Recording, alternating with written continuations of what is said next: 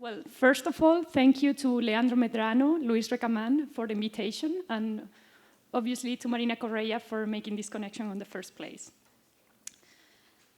So most of you know already the building of the SESC Pompéia, and also Tom Avermaet, he did a wonderful work showing you some glimpses at the beginning of the day.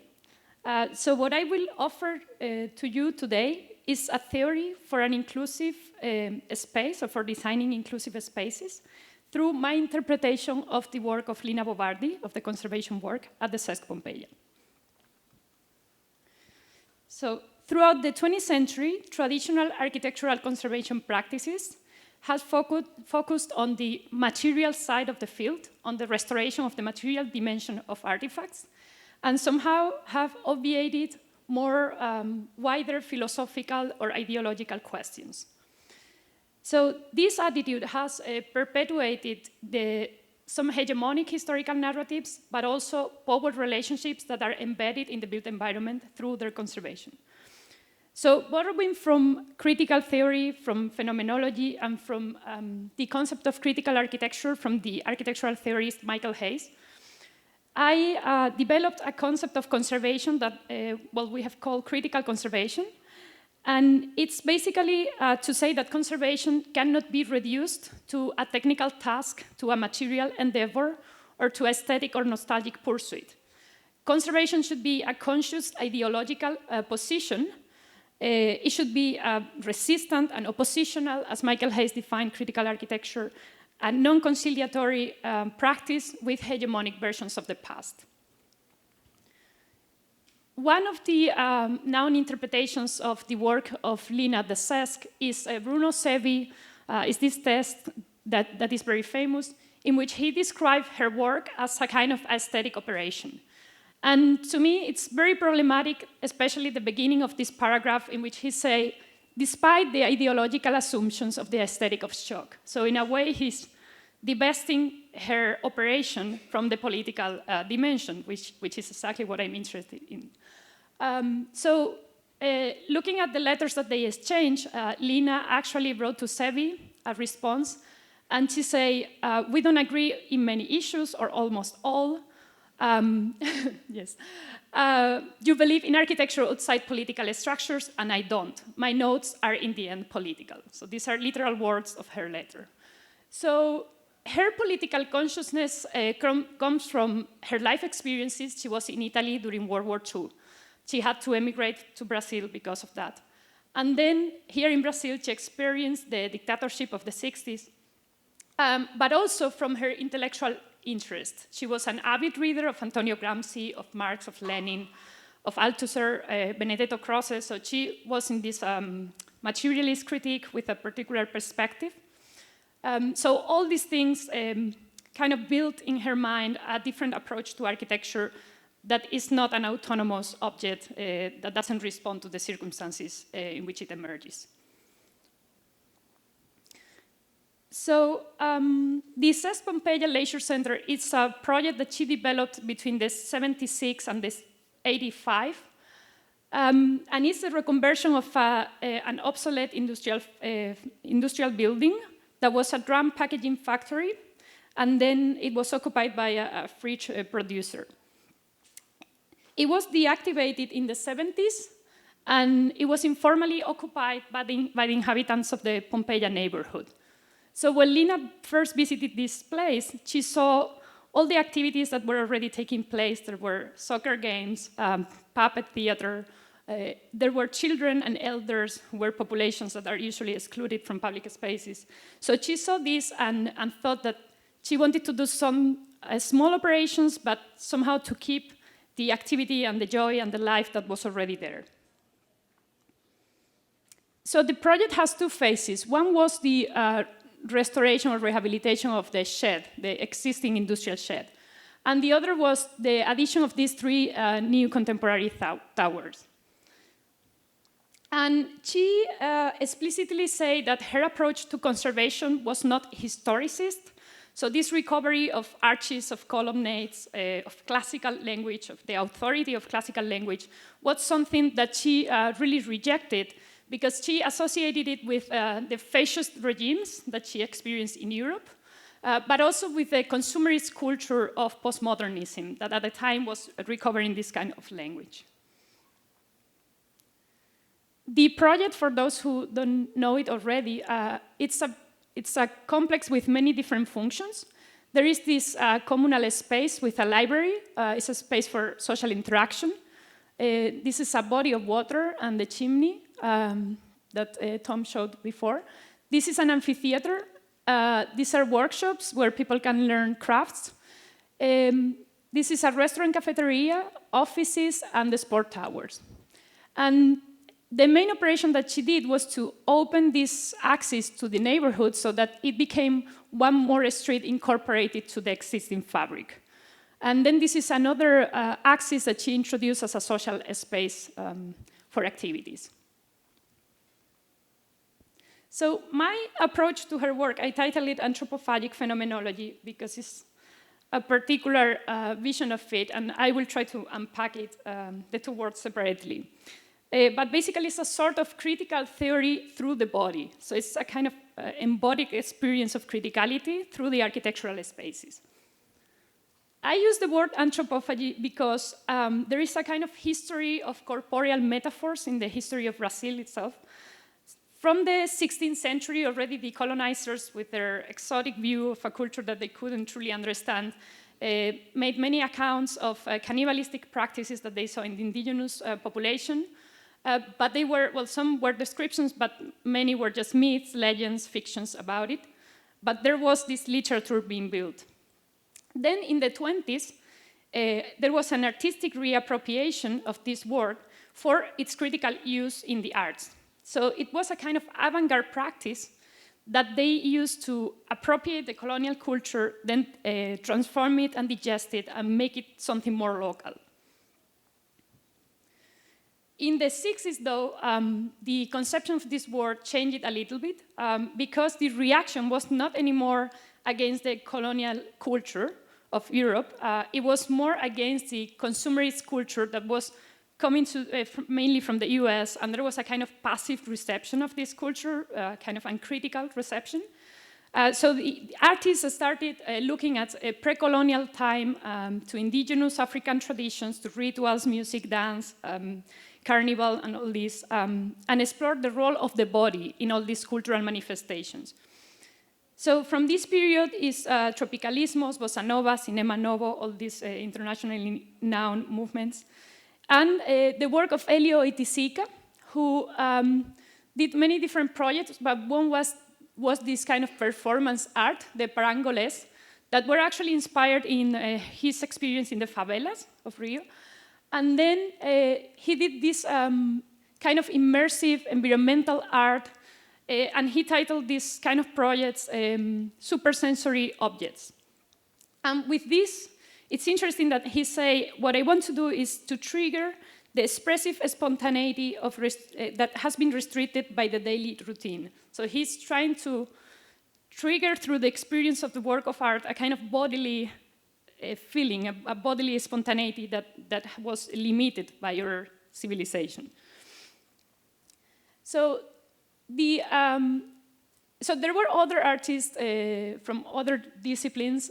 This is from poetry, the neoconcretos, also in the 60s, that were thinking not only about form and content of the work of art, they were also thinking about the very act of perception.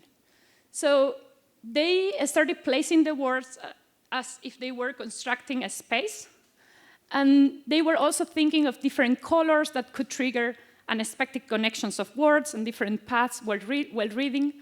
And in a way, they began describing the work of art as a body. They say it's a quasi-corpus. And the only way in which you can understand a body is through a kind of phenomenological approach. And they even mention Merleau-Ponty. So Merleau-Ponty is a particular approach to phenomenology that think of the body as an ontological category. He thinks that perception cannot be abstracted from the body. Embodied is the way we are in the world. So it's a primary category.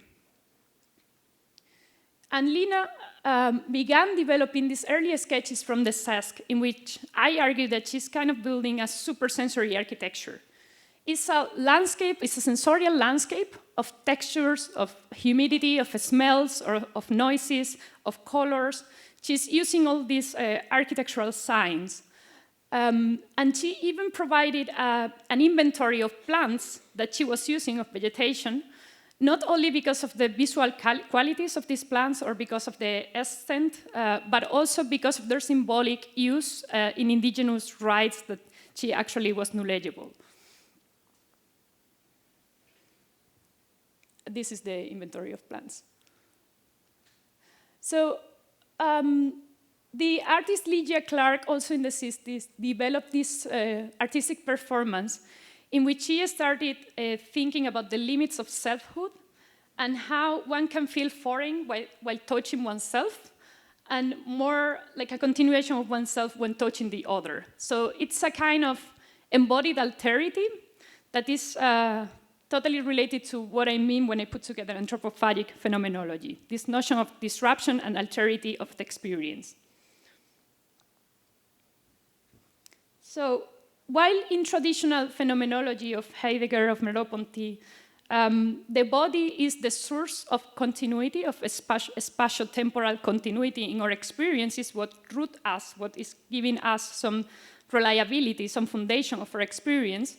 In anthropophagic phenomenology, my proposal is to think of the body as the place of the disruption, as a place of alterity, as a place where different subjectivities can coexist, where you can have the experience of different subjects at the same time. Oh, sorry, I forgot. So there is a theory from a philosopher called Dylan Trigg, which is very interesting. He described the notion of abnormal embodiment while visiting a place where something traumatic happened in the past. So that when you visit it in the present, it's like you have this sense of disbelief, this skepticism that something that horrendous could have happened in the past. So this kind of misalignments is what I'm looking for in my notion of experience. And he even developed the concept of ambiguous here-ness as opposed to absolute here-ness. So I argue that at the SESC Pompéia, there is an intended abnormal embodiment triggered by the intervention that Lina Bardi is doing. She's opening up spaces for spontaneity, but also for self-awareness, spaces for criticality, as a kind of political statement for social inclusions. She's trying to create spaces where different kind of subjectivities can coexist, can be there simultaneously.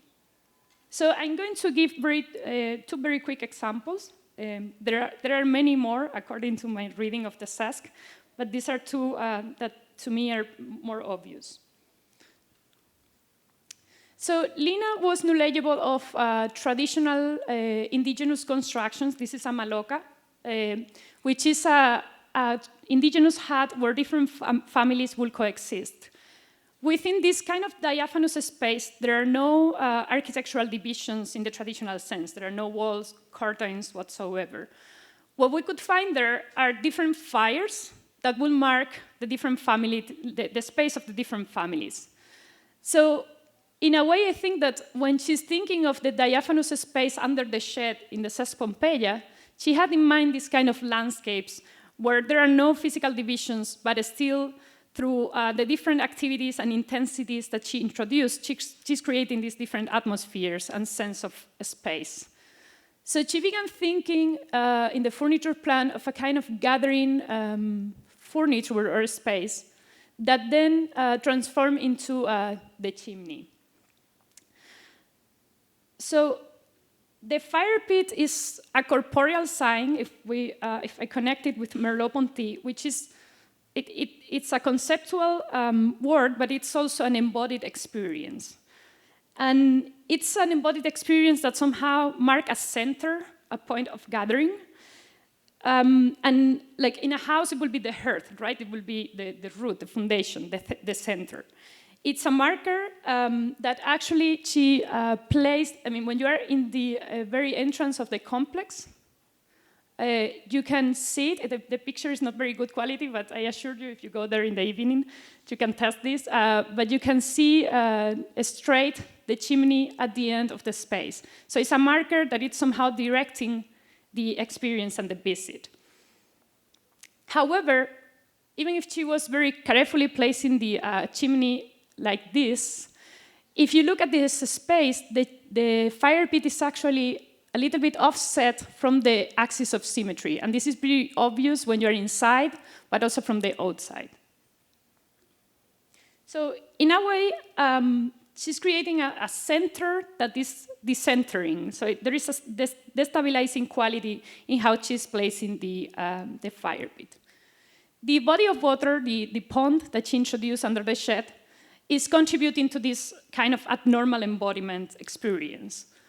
It's surrounding the fire pit and this gathering space, but at the same time is forcing the visitor to do a peripheral movement through the space as a kind of ambulatory of a church, of a nave, and to perceive the fire pit and everything in context, so that the offset position became even more explicit in this movement. She also introduced a fountain that gives some movement in this flat surface, disrupting the mirror quality, that to me is another way to avoid this stillness, this symmetry, this totality, this fully experience to which we are used. So in here we can see the diagrams. This will be the axis where the chimney is placed. This is the view from the main entrance. And this is the path, the peripheral path in the space. However, there is a moment in which she kind of shows her awareness of the existing geometrical relationships, which is when she places something as small as a stone bridge over the body of water. So this is the only moment in which one can interrupt the peripheral movement and cross. And this bridge is exactly in the axis of symmetry, but at the same time is forcing you to go in the perpendicular direction. So it's like it's an awareness of the center without focusing your vision on that. So it's trying to avoid the traditional sense of architecture, of classical architecture focused on the axis of symmetry and this traditional notion. So here is the diagram. And then a second example, so this will be a spatial disruption, right? But then there is a second example in which she's doing a kind of temporal disruption. So the language she used to design the 3 new towers that she added to the complex, it's a kind of primitive, massive architecture that somehow remind us of monolith, of very archaic architecture, somehow the phylogenic past of architecture that we can recognize, but is too far from us to reach it. She said it's a silo, it's a bunker, it's a container, it's a Brazilian military fortress lost in the forest, lost in the water, but it is instead a place where the sport courts are. She did an exhibition called The Right to the Ugly, in which she made a defense against the aesthetic canon of the West that she called the concentration camps of Western civilization. So one of the towers is actually reminiscent of a pre-existing industrial chimney that is now a water tank. So basically, she's challenging somehow our expectations about the typology that we're looking at. So we are looking at a kind of monolith, but it's a sports center, and then this chimney that is a water tank. It's inverting the meanings. With the colors that she's using in the sport courts, in every floor, she's thinking of a different season of the year. So to me, she's again pointing to the sense of the pass of time, but it's not linear time. It's cyclical, it's disruptive. There is a different notion of time in thinking about the seasons. There is a coming back. In the construction material and process that she chose, she's also emphasizing the notion of a progression and of the pass of time. You can read the process in which the tower was built. And then she's inflicting intentionally this kind of primitivism again in the kind of materials she's using, in the regularity of the edges, on the surfaces, on the decision to use just raw concrete poured on site instead of being prefabricated. So it seems like an object that is not only human-made. It feels that it has been shaped by nature. And actually, the first time I looked at pictures of the building, I thought that the towers were somehow pre-existing, were not some new addition, were some archaic object that was already there, at least a chimney. So there is this strangeness of the chronology. It's difficult to place this building in time, in linear time, the way we usually think of it. The windows are contributing to this kind of primitivism, the organic, the stabilizing quality of the fact that they seem a hand gesture. There is no glass, no window frames, just holes cut on the concrete with this kind of irregular contour.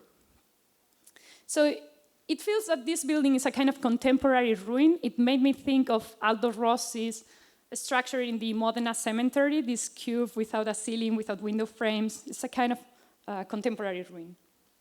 However, in one of her sketches, she drew the SESC with the towers, and then she imagined the context developing as a kind of a scale up of the towers that she designed. And then she wrote here a possible future for the SESC Pompéia. So again, now she's thinking in a prospective way of her towers as model for a future development of the neighborhood. So there is again a temporal estrangement that is inflicted by her use of materials, her notion or her relation of these towers with arcane objects, and then putting them in the future and somehow escaping the present. So with these two gestures, and many more that could be described, but because of the time limit, I cannot. I feel that there is a theory of a space embedded in this project. And to put it into the context of Henri Lefebvre that has been mentioned here many times, when he says space is a social product with power relationships embedded, and then Antonio Gramsci somehow followed this logic and say that's the way hegemonic class convey and reproduce their dominance, then the approach of Lina, well, maybe it's a little bit more positive, and to say, well, there is a kind of freedom of the body in Brazilian culture that we can pursue intentionally and do a kind of deinstitutionalization that she compared with the society in Europe and the middle class that she mentioned, that with this civilizing approach, we kind of killed or limit some centuries ago.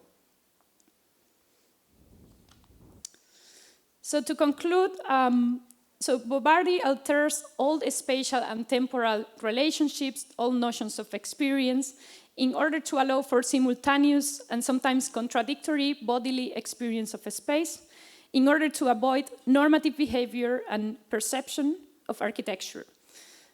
She consciously disrupts its worldliness, its placing in space and time, in order to step out of that approach and to open the building for new cultural and corporeal manifestations. Thank you very much.